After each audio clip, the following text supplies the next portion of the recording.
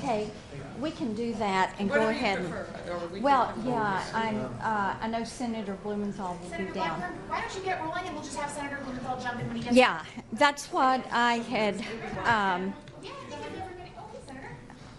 That's what I had thought we would do. Y'all come on up. Okay. We'll get set up. There you are. Okay. All right. Let me let you go ahead and start. No, go ahead. And then I know they're monitoring. Be sure it doesn't. Okay.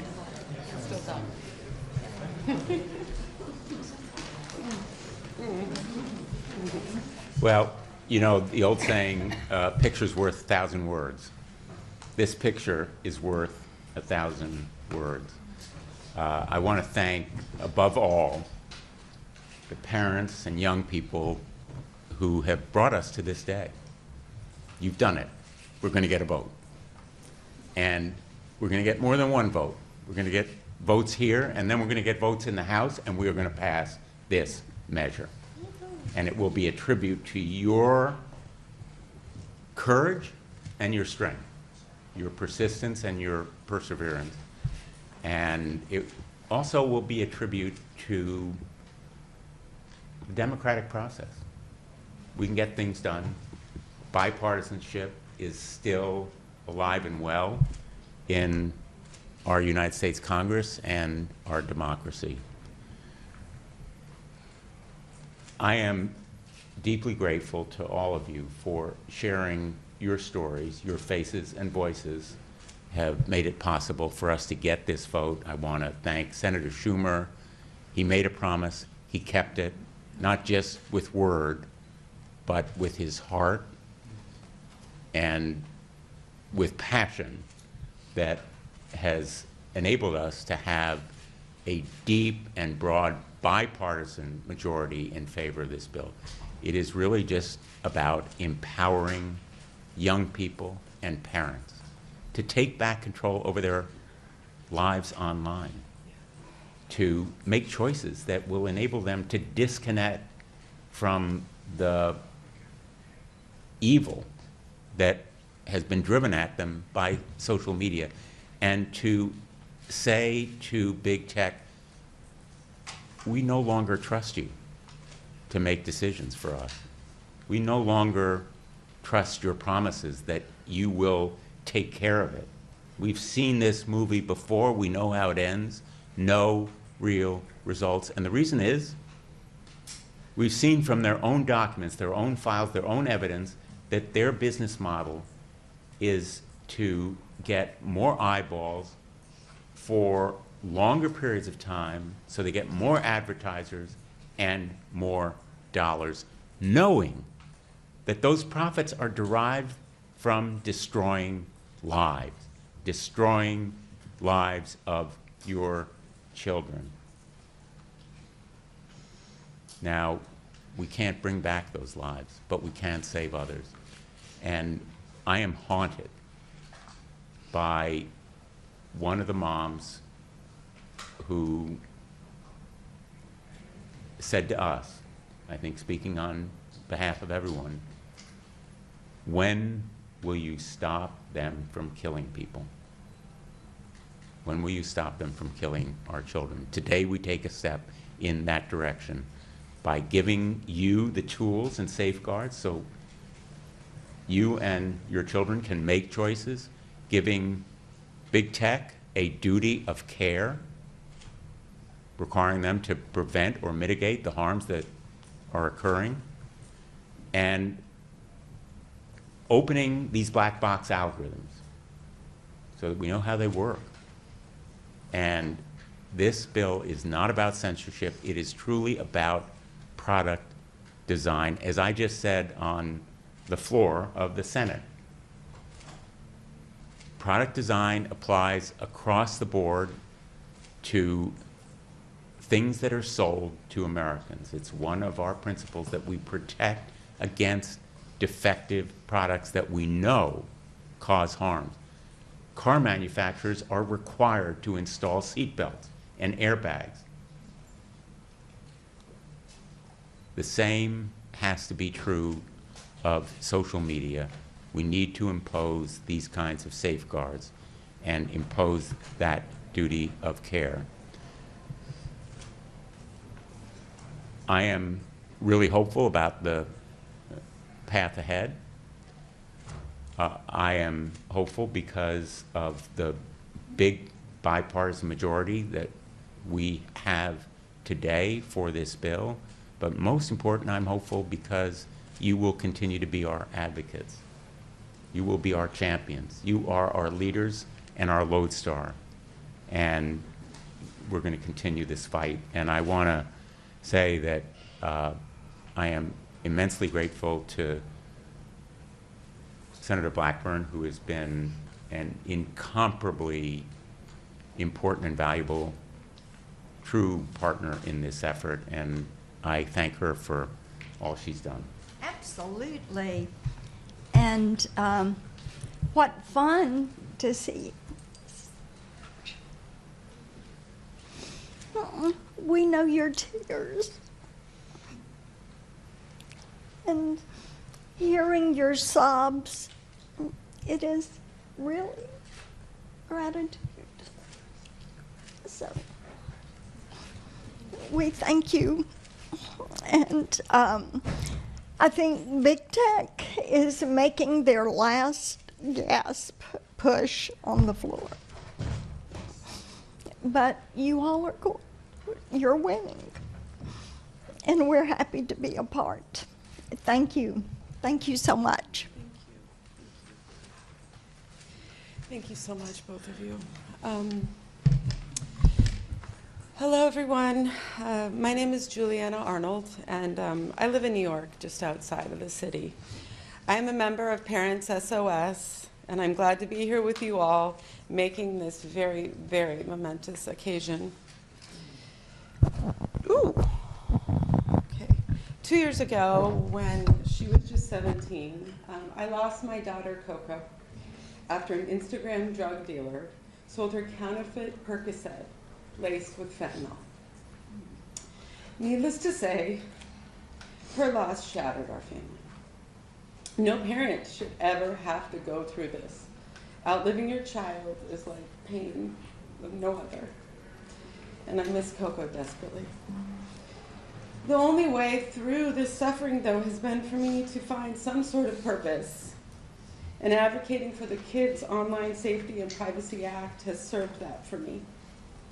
I am driven, like most of the parents in our organization, by a fierce, fierce need to ensure that no other family experiences the agony that we have endured. Thanks to Leader Schumer and COSPA's original co-sponsors, Senator Blackburn and Blumenthal, Markey and Cassidy, we are closer now than ever to making this a reality.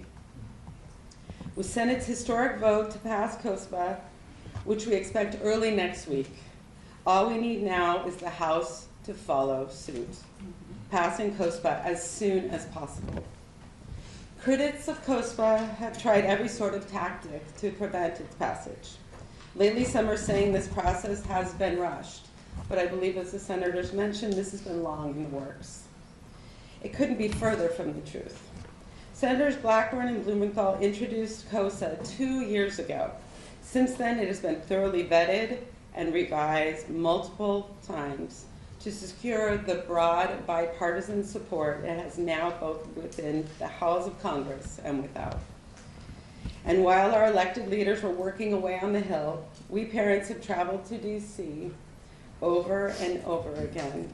We have met with countless lawmakers, written too many letters to that's even imaginable, published scores of op-eds in newspapers across the country, and sat for interview after interview with journalists from every major outlet in America.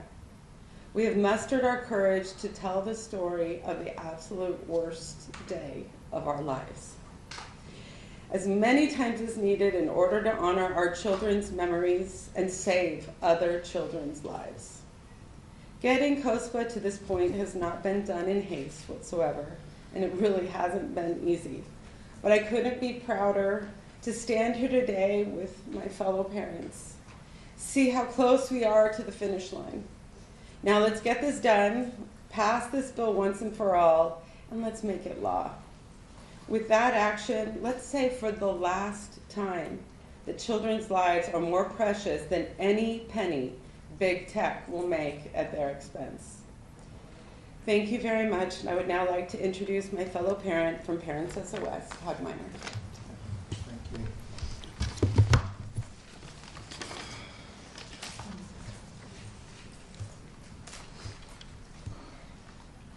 Good afternoon. My name is Todd Miner Sr., and I'm here with my wife Mia. We lost our 12-year-old son Matthew to an online viral challenge on TikTok and YouTube.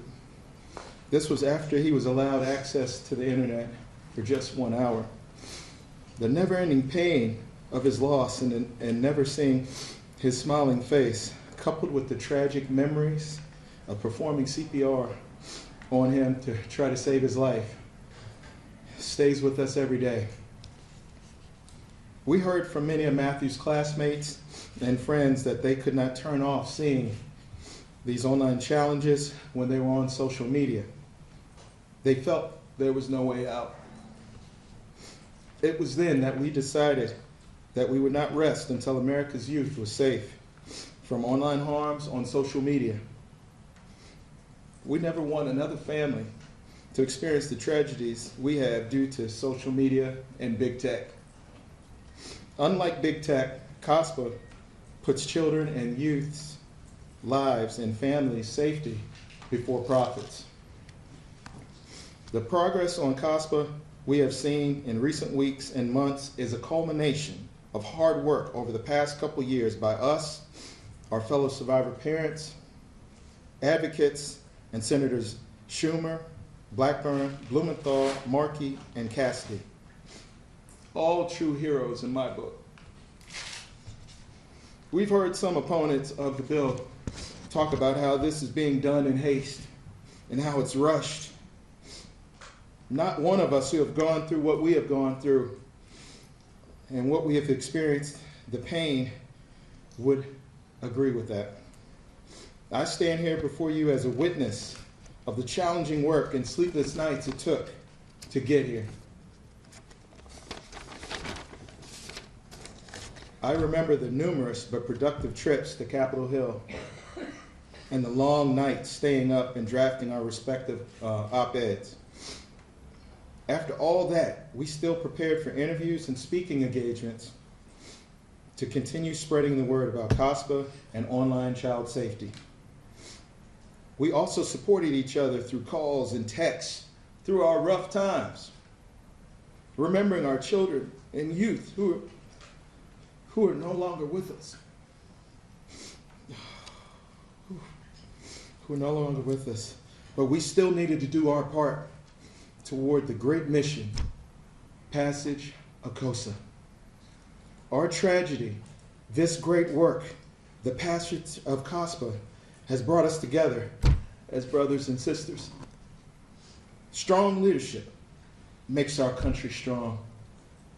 Senators Schumer, Blackburn, Blumenthal, Markey, and Cassidy provide that leadership, and we appreciate you. On behalf of Matthew, Parents SOS, America's Youth, Mia and I look forward to COSPA's passage in the Senate and also in the House. Thank you.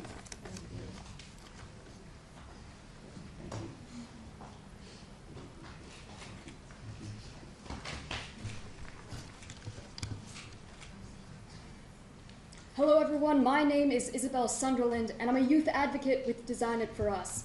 Today I want to share my story and join the cause of people from every single walk of life in urging Senate to pass the Kids Online Safety and Privacy Act immediately.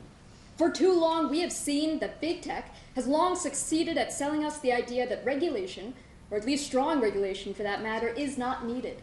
They have evaded responsibility by arguing that users on their platforms have a platter of choices ahead of them. They argue that young people can choose to log off or log on. They can choose their own adventure.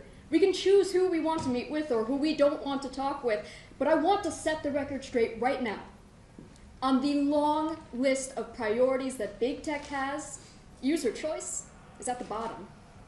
See, we don't have a choice. We don't have a choice when these companies have finally engineered their platforms to manipulate young people into staying on their sites longer, as they deliver vicious platters of addictive, divisive, and harmful content.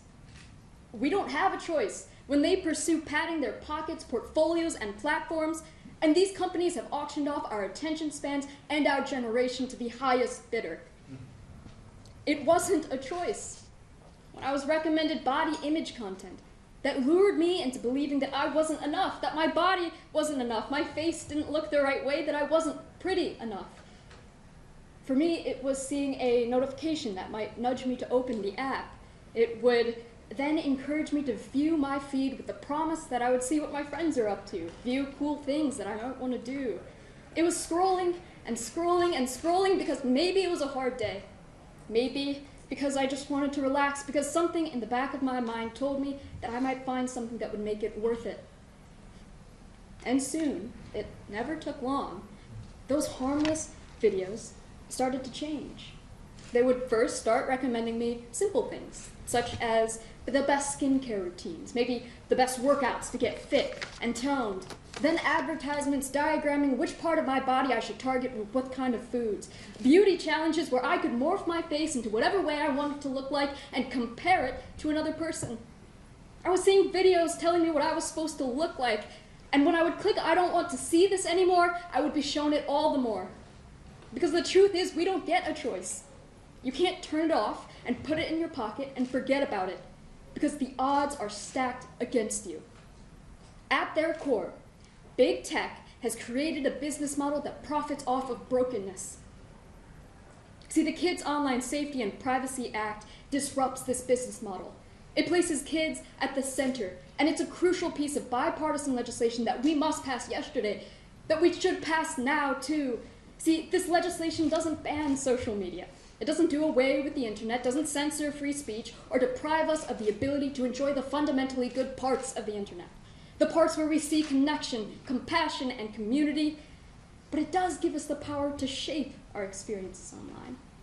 It moves choice to the top of that priority list. It changes the dynamic and makes it a safer environment for our generation. Senators, today I urge us to pass the Kids Online Safety and Privacy Act. It's a crucial piece of bipartisan legislation.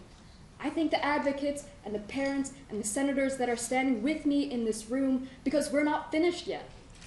Because I'm also looking to the House of Representatives, and I'm urging my representatives to vote in favor of this bill and resolve the differences by the end of this year.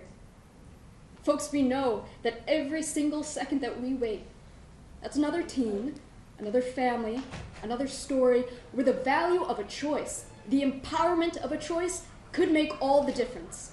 So today I urge us to pass this crucial piece of bipartisan legislation. Thank you. Good job. Are there any questions? Thank you, Senator Blumenthal. Leader Jeffries today mentioned that it was kind of maybe they might take up some sort of companion bill on the House side concerning the Kids Online Safety Act. What's your message to us lawmakers about pushing this forward when they return eventually in September? We have broad bipartisan support in the House. We feel good about that.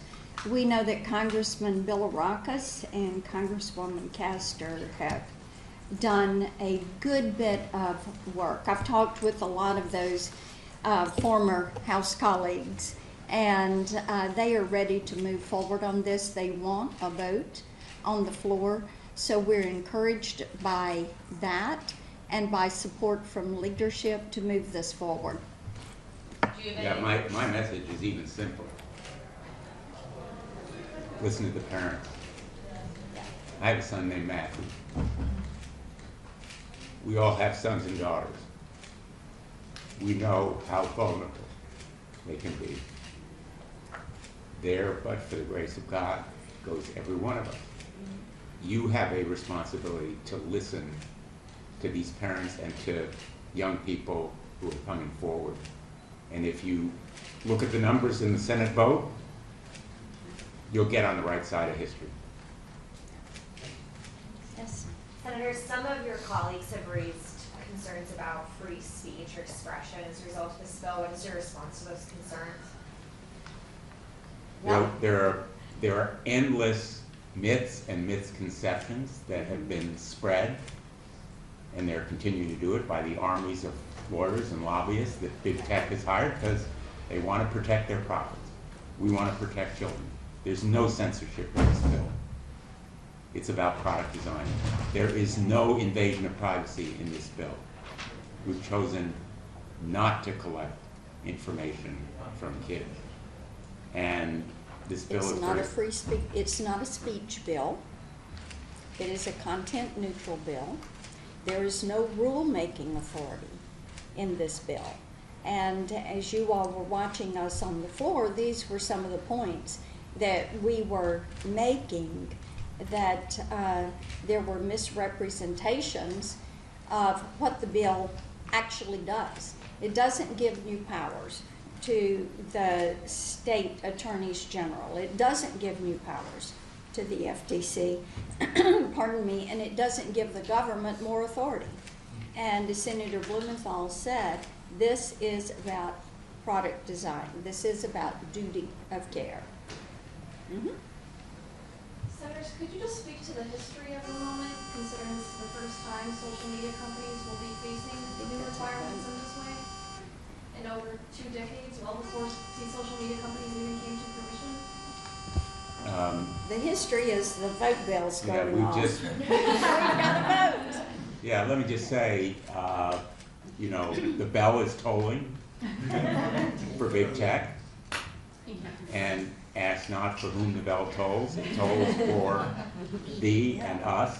It is a historic moment because, very seriously, Congress is finally imposing some accountability on an industry that has gone totally non-responsible and irresponsible for decades now. It is the first reform in decades, and it is high time that we take this vote. And if you'll excuse us, we'll do it. We'll go vote. Thank you.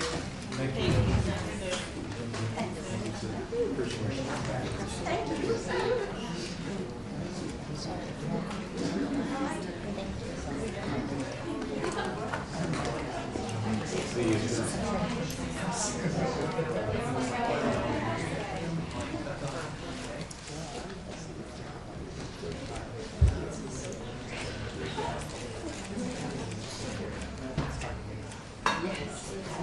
I wish you could help.